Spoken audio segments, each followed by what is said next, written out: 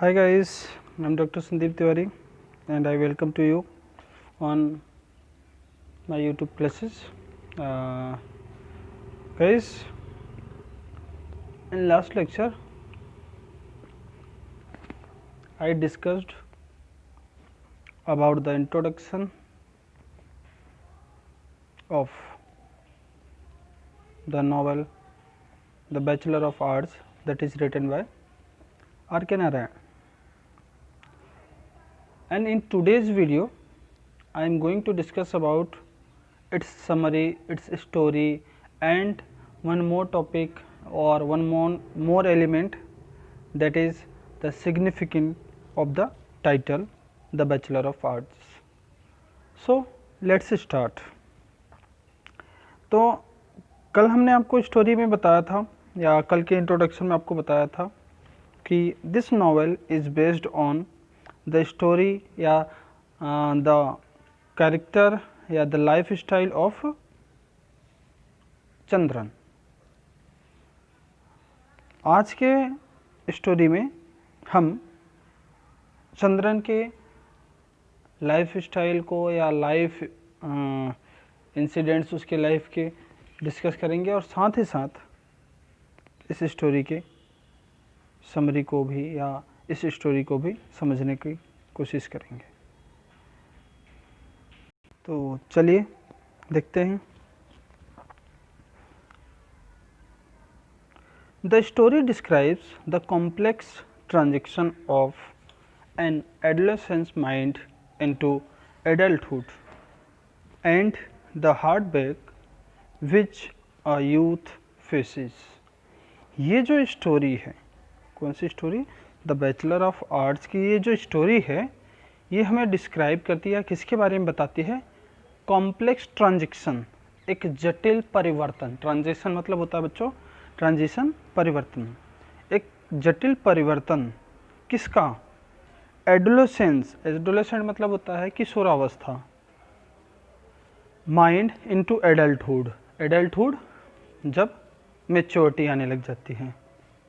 तो ये जो स्टोरी है हमें एक जटिल परिवर्तन के बारे में बताता है. किसके?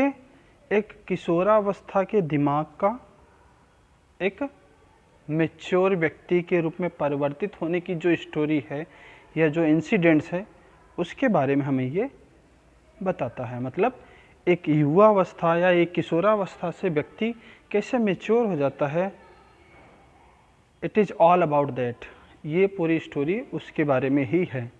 ये हमें ये भी बताता है कैसे हार्ट ब्रेक, कि कैसे यूथ एज या जो युवावस्था में व्यक्ति होता है उसका कैसे हार्ट ब्रेक होता है और हार्ट ब्रेक के साथ साथ उसके साथ क्या क्या इंसिडेंट्स हो जाते हैं, उसमें क्या चीज़ देखने को मिल जाता है, उसके बारे में भी वो बात करता है. तो मतलब ये जो स्टोरी है द बैचलर ऑफ आर्ट्स की, ये हमें एक किशोरावस्था का एक मैच्योर पर्सन में परिवर्तन को बतलाता है और साथ ही साथ एक यूथ एज का या एक यूथ का, एक युवावस्था के व्यक्ति का हार्ट ब्रेक हो जाने के बाद क्या इंसिडेंट्स होते हैं उसके बारे में भी हमें बताता है. It revolves around a young man name Chandran. ये जो स्टोरी है ना, रिवॉल्व्स अराउंड, किसके आसपास घूमती रहती है? रिवॉल्व्स अराउंड किसके आसपास घूमती रहती है? एक व्यक्ति जिसका नाम है चंद्रन. जैसा कि मैंने स्टार्टिंग में बताया था कि द सेंट्रल फिगर या the main character of the story is Chandran. तो ये पूरी स्टोरी चंद्रन के आसपास घूमती रहती है. Who resembles an Indian upper middle class youth of pre independence era. और चंद्रन को ऐसा बतलाया गया है या चंद्रन को इस रूप में प्रस्तुत किया गया है जैसे कि वो Indian upper middle class youth, Bharatiya Samaj की जो मिडिल क्लास है उस समाज का कोई यूथ है. और भारतीय समाज कौन से टाइम का? प्री इंडिपेंडेंट एरा, मतलब स्वतंत्रता से पहले. मतलब चंद्रन को स्वतंत्रता से पहले का जो समाज है भारत का उसमें जो मिडिल क्लास के लोग थे, उस मिडिल क्लास में यूथ एज के रूप में या यूथ एज के एक व्यक्ति के रूप में प्रेजेंट किया गया है। मतलब जो मेन कैरेक्टर चंद्रन है, भारत की आज़ादी से पहले जो मिडिल क्लास सोसाइटी थी भारत की, उस सोसाइटी का एक व्यक्ति या एक युवा व्यक्ति के रूप में उसको प्रेजेंट किया गया है। First, Chandran's college life in late colonial times is described. पहले किसके बारे में बताया गया, मतलब स्टोरी जब स्टार्ट होती है तो किसके बारे में बताया गया है कि चंद्रन की कॉलेज लाइफ के बारे में, कि कॉलोनियल टाइम्स, कॉलोनियल टाइम कल भी बताया था मैंने। कॉलोनियल क्या होता है, उपनिवेश, मतलब जब दूसरे देश का दूसरे देश पे राज हो या किसी एक देश का अन्य देश पे राज हो, तो कॉलोनियल टाइम में या उपनिवेश वाले टाइम में या भारत के स्वतंत्रता के टाइम में चंद्रन के कॉलेज लाइफ के बारे में सबसे पहले डिस्क्राइब किया गया है इस स्टोरी में। After graduation he falls in love with a girl but is rejected by the bride's parents since his horoscope describes him as a Manglik. जैसे ही ग्रेजुएशन कंप्लीट हुआ, वो एक लड़की के प्रेम में पड़ जाता है, लेकिन उसके पेरेंट्स जो है इस शादी से मना कर देते हैं। लड़की के पेरेंट्स ने शादी से मना कर दिया। क्यों? क्योंकि चंद्रन क्या था, मांगलिक था। और मांगलिक क्या है? मांगलिक इज अ कंडीशन इन विच अ मांगलिक कैन ओनली मैरी अनदर मांगलिक and if not the non मांगलिक विल डाई। और मांगलिक वाले कंडीशन में क्या है कि अगर एक मांगलिक है तो वो दूसरे मांगलिक से ही शादी कर सकता है। मतलब लड़का मांगलिक है तो मांगलिक लड़की से ही शादी कर सकता है, लड़की मांगलिक है तो मांगलिक लड़के से ही शादी कर सकती है।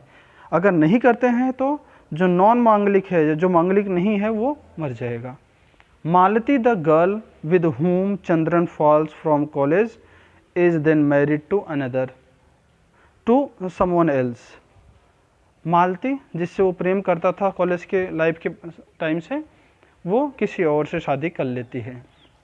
एक्चुअली स्टोरी क्या होता है बच्चों, मैं जल्दी से एक स्टोरी आपको एक्सप्लेन कर देता हूँ। इसकी मेन स्टोरी क्या है कि चंद्रन ग्रेजुएशन के बाद, मतलब कॉलेज की लाइफ पूरी करने के बाद, वो समुद्र के किनारे घूमने चले जाता है, घूमते रहता है, एक नदी के किनारे घूमता रहता है शाम के टाइम में। वहीं पे वो एक लड़की देखता है और लड़की देखने के बाद वो उससे प्रेम करने लग जाता है, मतलब एक तरफा प्रेम करने लग जाता है। और धीरे धीरे उसका एक फ्रेंड था मोहन, वो भी उसको बहुत सपोर्ट करता है उस लड़की का नाम पता ढूंढने में। तो धीरे धीरे उसको पता चलता है कि उस लड़की का नाम मालती है और वो भी उसी के कास्ट की है। तो वो खुश हो जाता है कि शादी में कोई प्रॉब्लम ही नहीं आएगी। और चंद्रन अपने माँ बाप को काफ़ी फोर्स करता है कि उस लड़की से शादी की बात चलाएं। और जैसे ही वो शादी की बात चलती है तो दोनों की जब हॉरोस्कोप, जब कुंडली मिलाई जाती है, तो कुंडली मिलाने पे ऐसा पता चलता है कि चंद्रन जो है मांगलिक है। तो मांगलिक होने के कारण उसकी शादी उससे, मालती से नहीं हो सकती है। और इस वजह से मालती की शादी किसी और व्यक्ति से हो जाती है और चंद्रन का दिल टूट जाता है। और चंद्रन का दिल टूटने के बाद क्या होता है, उसकी आगे की स्टोरी अभी आगे डिस्कस करते हैं। तो अभी तक आपने देख लिया कि चंद्रन मांगलिक था, इस वजह से उसकी शादी मालती से नहीं हुई, वो मालती किसी और से शादी कर लेती है। आगे देखते हैं। Chandran is absolutely heartbroken to the extent that he goes to Madras and starts living on streets.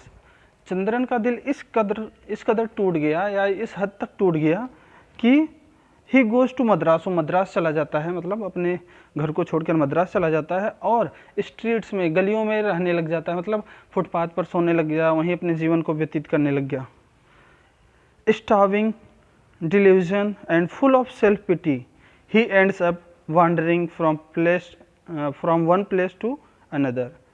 भूखा प्यासा, एकदम छला हुआ और दयनीय अवस्था में उसने अपने भटकने की मूवमेंट को, या जो भटकने का जो तरीका था उसको वो रोकता है, जो एक जगह से दूसरी जगह भटकता रहता है। मतलब कि काफ़ी भूख प्यास होने के बाद और काफ़ी दयनीय अवस्था में आने के बाद वो इधर से उधर, एक जगह से दूसरी जगह भटकना बंद कर देता है।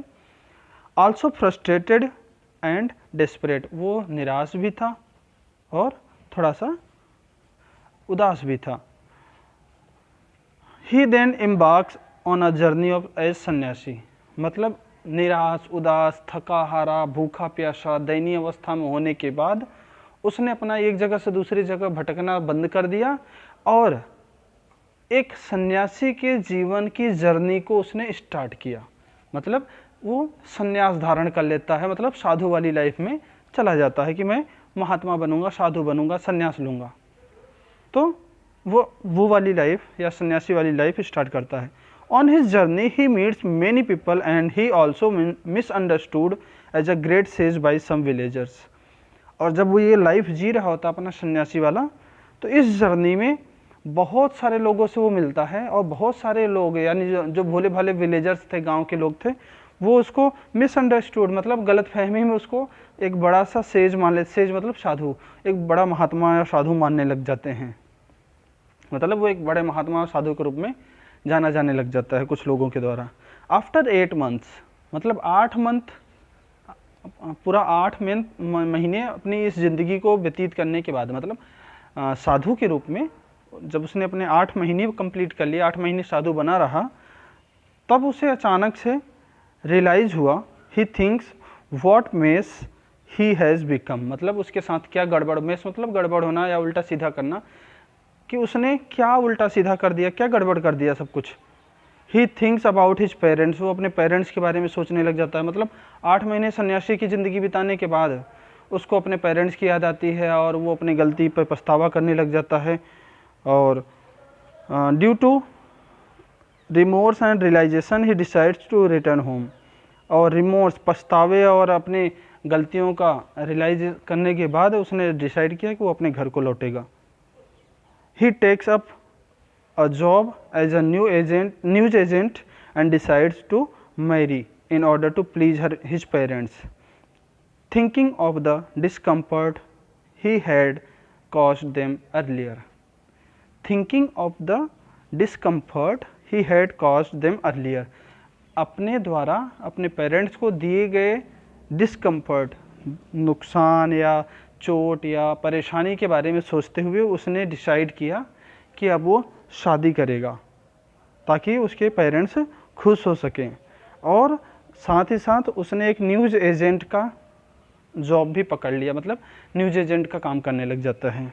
न्यूज़ एजेंट मतलब समाचार पत्र वगैरह इधर उधर करने वाले, तो उसका भी काम करने लग जाता है। फिर क्या होता है कि even after returning home he is still unable to get Malati out of his head completely. मतलब सन्यासी की ज़िंदगी जीते हुए जब उसको रियलाइज़ हो जाता है, वो दुखी होता है, वापस लौट आता है अपने घर पे। लेकिन अपने घर पे वापस लौटने के बाद जैसे उसने सोचा कि वो शादी करेगा, अपने माँ बाप को खुश रखेगा, इन सारी सोच के बावजूद भी वो अभी भी मालती की यादों से अपना पीछा नहीं छुड़ा पा रहा था। मतलब मालती की यादें उसको बार बार उसके दिमाग में आ जाती थी। मतलब वो मालती से इतना ज़्यादा प्रेम करता था कि वो मालती को भुला नहीं पा रहा था। Although he tries hard, the picture and memories of her keep haunting him for a long time. उसने बहुत कोशिश किया, लेकिन मालती के तस्वीर या मालती की इमेज और उसकी यादें कई सालों तक या बहुत लंबे समय तक उसको परेशान करती रही या उस पर मंडराती रही। After a long time his father comes to him with a proposal of marriage to another girl Sushila. और एक लंबे समय के बाद उसके पिताजी उसके पास आते हैं एक शादी का प्रस्ताव लेकर के, उस लड़की का नाम है Sushila. Chandran is still skeptical about love and marriage and initially refuses but later decides to see the girl. Chandran is still skeptical, मतलब स्केप्टिकल मतलब होता है बच्चों, स्केप्टिसिज्म होता है पलायनवादी, पलायनवादी मतलब किसी चीज़ से दूर भागना। तो चंद्रन अभी भी लव और मैरिज जैसी चीज़ों से दूर भागना चाहता था, इसलिए इनिशियली मतलब प्रारंभिक रूप से यानी शुरुआत में उसने मना कर दिया कि मुझे नहीं करनी शादी। लेकिन बाद में फिर उसने अपने माँ बाप के बारे में सोचा और बोला कि ठीक है, मैं लड़की से मिलूँगा पहले। तो फिर वो लड़की से मिलने जाता है और जैसे वो लड़की से मिलता है तो लड़की उसको मालती से भी ज़्यादा सुंदर नज़र आती है, सुशीला, और उसके प्रेम में पड़ जाता है और प्रेम में पड़ने के बाद वो उससे शादी कर लेता है और हंसी खुशी अपनी ज़िंदगी स्टार्ट करता है। When he goes on to see the girl, he ends up falling in love with her. जब वो उसको देखने के लिए जाता है तो वो उसको देखते ही उससे प्रेम करने लग जाता है और प्रेम के साथ साथ वो अपनी नई ज़िंदगी स्टार्ट करता है खुशी खुशी। तो ये बच्चों स्टोरी थी किसकी? चंद्रन की, जो शुरुआत में मालती से प्रेम करता है, दिल टूटने के बाद वो सन्यास का रास्ता अपनाता है, सन्यास के रास्ता अपनाने के बाद उसको रियलाइज़ होता है कि क्या गलती किया, फिर वापस घर आता है, घर आने के बाद न्यूज एजेंट की जॉब स्टार्ट करता है और फिर वो सुशीला से शादी करके वापस से अपनी नई ज़िंदगी स्टार्ट करता है। तो ये चंद्रन की स्टोरी थी जो कि बैचलर ऑफ आर्ट हो गया था, मतलब बीए कंप्लीट करने के बाद उसकी लाइफ के बारे में बताया गया है। अब चलिए, मैंने कहा था एक एलिमेंट और डिस्कस करेंगे, सिग्निफिकेंट ऑफ टाइटल। तो देखते हैं इसका टाइटल। Significance of title.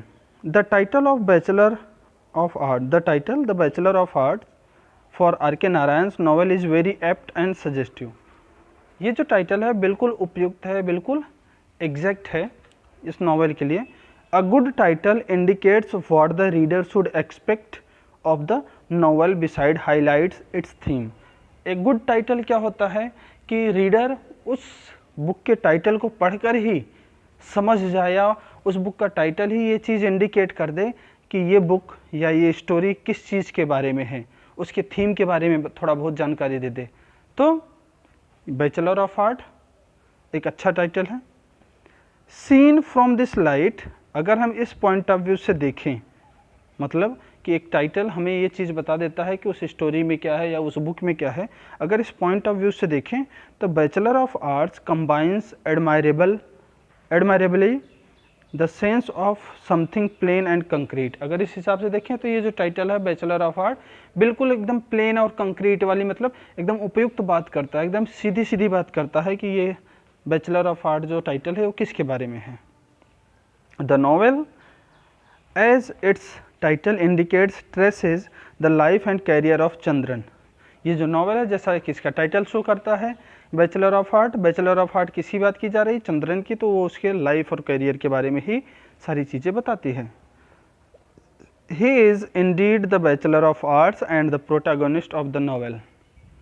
मतलब वही कौन? चंद्रन ही इस नॉवेल का बैचलर ऑफ आर्ट है और साथ ही साथ वो प्रोटैगनिस्ट मतलब मेन कैरेक्टर या हीरो ऑफ द नॉवेल भी है। तो आई होप बच्चों ये आपको समझ में आ गया होगा। और यहाँ पे ये जो नॉवेल है ये इसकी स्टोरी कंप्लीट होती है। इसके 2-3 पॉइंट्स जो अच्छे अच्छे थे उसके बारे में हमने डिस्कस कर लिया। And I hope everything of the story of the novel is clear to you, but if there is any problem you can discuss with me. So यहाँ पे अपना ये टॉपिक कंप्लीट होता है। नेक्स्ट वीडियो में हम नेक्स्ट टॉपिक के साथ मिलेंगे। तब तक के लिए गुड बाय, थैंक यू।